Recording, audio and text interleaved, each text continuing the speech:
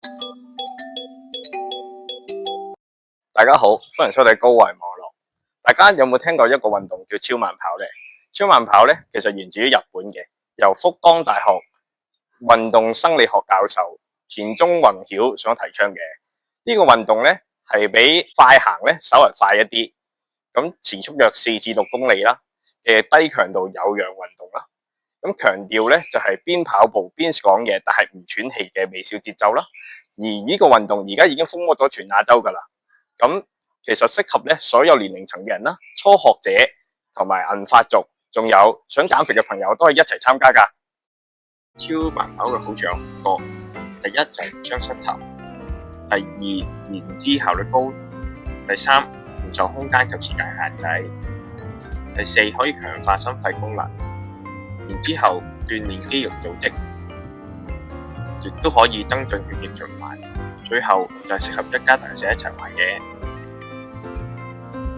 咁我哋而家就睇下超慢跑有咩姿勢要留意啦。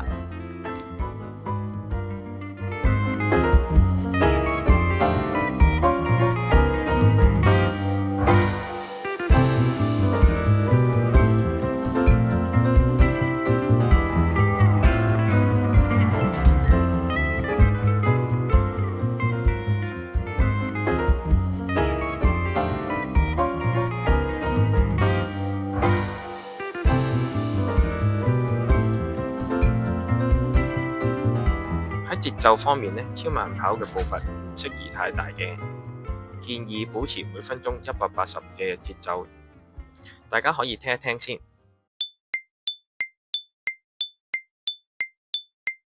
就係以上嘅節奏啦。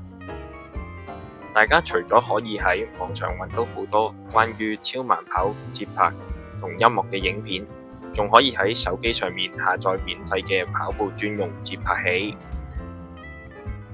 相信大家已經明白咗同埋了解咗簡單嘅初步嘅技巧啦。咁我哋而家一齊試下跑3分鐘先啦。